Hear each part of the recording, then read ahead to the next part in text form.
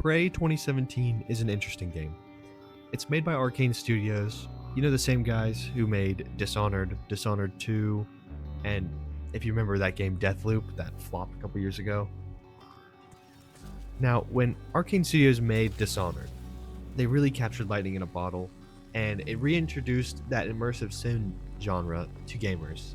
They took that lightning in a bottle formula and used it to make Dishonored 2, which unfortunately didn't perform as well as Dishonored 1, but I still think it's a really good game.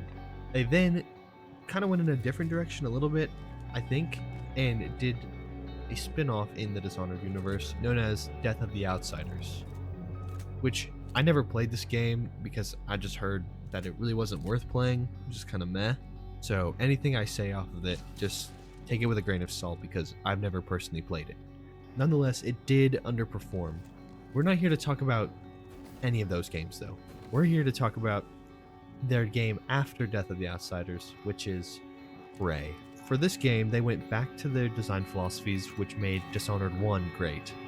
Specifically, the structure and freedom immersive sims like it give the player. Okay, but maybe I'm getting ahead of myself just a little bit. What even is an immersive sim? Well, if you didn't already know, I'll do my best to explain it right now. An immersive sim, or immersive simulator if you want to use its formal name, is a genre of games where you, the player, are given a task and are given a variety of ways you can solve that task. Or it's where you drive trucks or plow crops on a farm with a tractor. Immersive sims are a unique type of game, as most games usually have some standard practices in guiding the player through it, the story or narrative. It feels like you're along for the ride in some like interactive movie instead of playing like an experience, even if that experience is really freaking cool. In RPGs, you're given dialogue options to flesh out your character and the narrative. These give a little flexibility to the narrative and allow for multiple endings. The way immersive sims go about this, specifically the way Arcane Studios did Dishonored 1 and Prey, your character doesn't speak. At all. Kind of. In Prey, they have a voice actor, but it's a little complicated. Your character's actions, though, are completely up to you, and that's how you go through the game and change events in the story. A small example of this in Prey would be how, throughout the narrative, there's obviously a set amount of characters you have to interact with to get through the story. I mean, you gotta push the narrative somehow, right? But you are allowed to interact with as many or as few characters on the station as you want to. Okay, wait a minute. I haven't even told you guys what the game's about. Okay, let me give you guys a brief rundown of the game, how it starts and what you're even doing.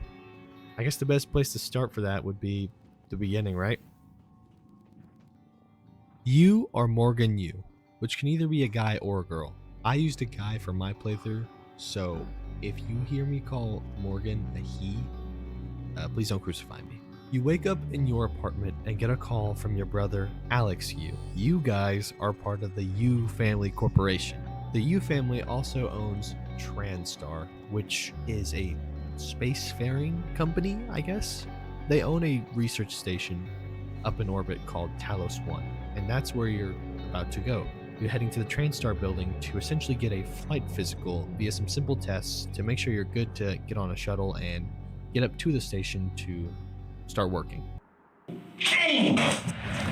Putting on your suit and walking outside, there's a chopper waiting for you where when you get in, the title card and credits play, along with some very subtle foreshadowing. I'm talking super subtle. Like, I only noticed it when someone pointed out when I was watching a video on this game. It's also where a banger of a song plays. This and then that alarm clock song that you heard, just some really good video game OST music. The way the credits are given are also very unique, as they put the words on stuff like they put it on the Golden Gate Bridge, and even the pilot admires it. That's a nice view on the bay there.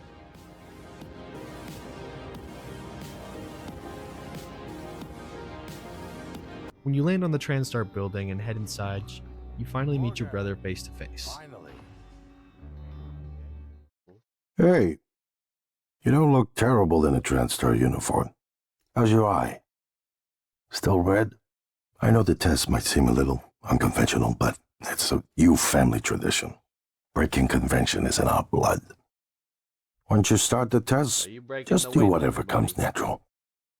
You then perform these silly little tests your brother was talking about, and something seems off. All right.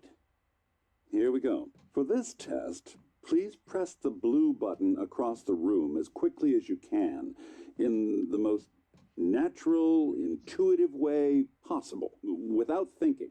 Just go for it. Press the red button when you're ready. I'm sorry, can someone please explain to me what's happening? Simmons? I installed exactly what Tina brought down. Did you double check? Speaker's still on. I apologize, Morgan. We're having some trouble with the equipment. Not your fault. You're doing fabulous, actually. One last room. Let's step into D. Okay. Looks like the equipment is me. Runaway train is bearing down on 5 people. You are standing on the platform next to an enormously fat man. You mean my brother? Oh, I'm pushing him into the track. Goodbye. Almost done. For this next part, I'm going to display an image. I want you to take a good look at it. In a moment, I'm going to ask you what... is my coffee? It's empty. Oh my god! Security! Security!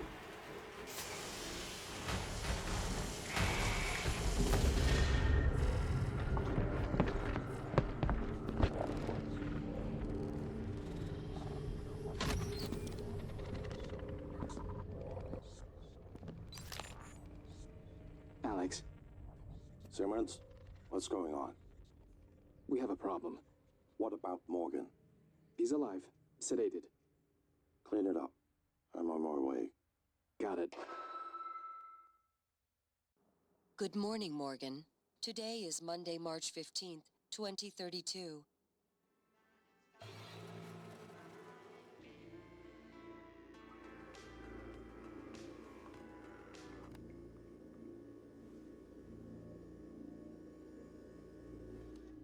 You wake up in your apartment. You are Morgan Yu. You get a call from your brother Alex Yu. Wait. Hold on. Hold on, let me check the script real quick. Okay. He didn't call. What is going on here? I thought he was supposed to call. Putting on your suit and going outside, we're gonna see that. Oh my god. That nice lady is dead. Okay, well, we can take her wrench and... What the hell? Someone else, instead of our brother, claiming to be named January, calls us and tells us to get out of our apartment.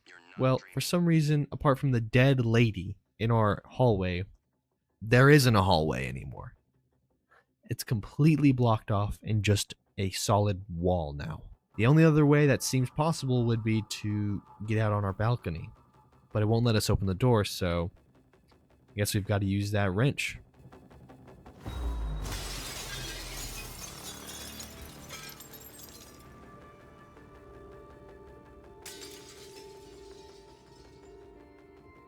This is one of the coolest intros I've ever experienced in gaming history.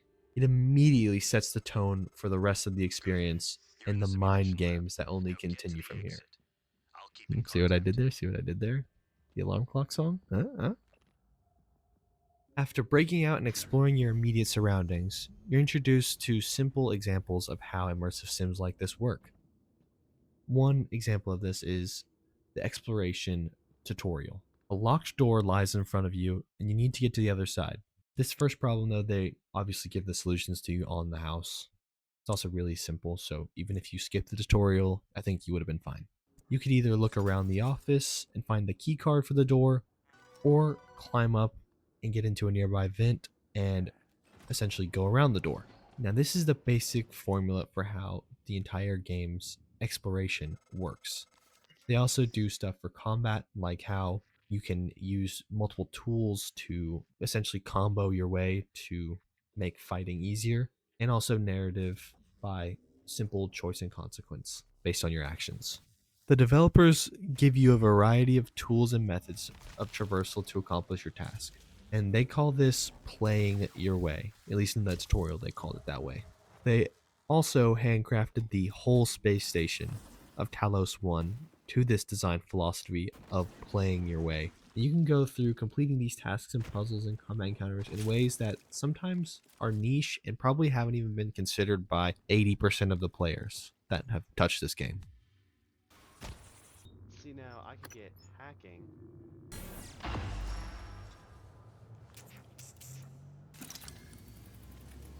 Oh yeah.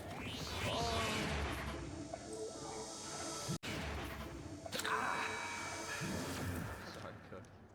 Improvisation has always been your strength. You'd be dead if it wasn't. Now I can hack the security booth. Okay.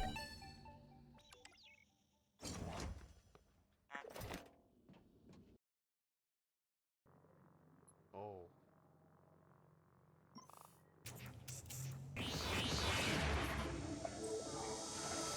I knew you would pick that.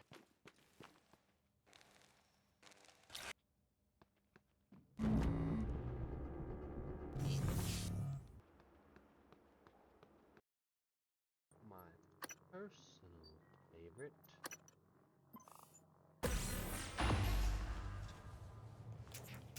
Oh yeah.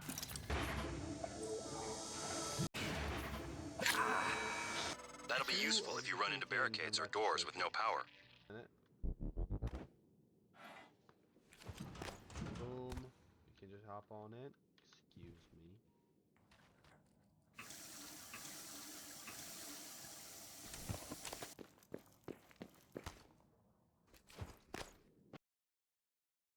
Without that repair skill, you'd think you can't get up here, right? Well, I mean, called the glue gun, which is a handy traversal tool. Who needs a grab shift when you just got some glue gun ammo? Now we're up here exactly where we were at just a second ago. A really cool example early on in the Talos 1 lobby is the security checkpoint. There's a locked door to the security checkpoint, and behind it is the main security office where a really nice looking shotgun is. And obviously, who wouldn't want that? But the door is locked, like I said, so we gotta either find a way around or find the key card. Now, obviously, I guess the first choice would be to go find the key card. You can do this actually by looking at the crew's roster and maybe who owns the security checkpoint and then go see if they're nearby. If you look above you though, you'll notice a small little vent you can jump up and crawl through, which will spit you out directly into the office. I actually didn't even know this was possible until recording for this video. And I've played this game like 4 times all the way through, not even counting the playthroughs where I've gotten like halfway. Another way is by acquiring an ability in the game that lets you transform into other objects, or it's called mimicking. You could do this by transforming into a small little object and jumping through the little hand slits at the security glass windows, and then untransforming and effectively just weaseling your way inside. Now, the way I've always been doing it, and my favorite way, which is super unique, is by finding a gun called the Huntress Bowcaster. It's essentially a little like foam dart crossbow gun, so it does 0 damage in combat, but it's purely meant for exploration. You can go up to those glass security slits and crouch down and shoot a foam dart at the little override lock behind the door and unlock it, and then obviously go around to the door and then go inside. Keep in mind, this is just one little puzzle that's placed in the first area you're given like complete freedom to explore. There are so many nooks and crannies you will be shocked are even possible to reach or like considered by the devs, and items are there. I always find myself when I play this game, I'm always looking up into little cracks in the ceiling or in walls to see if I can parkour my way in.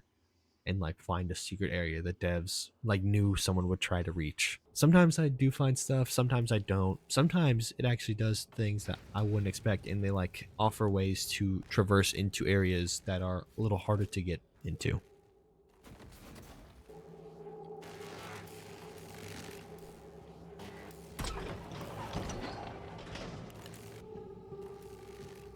Look at this.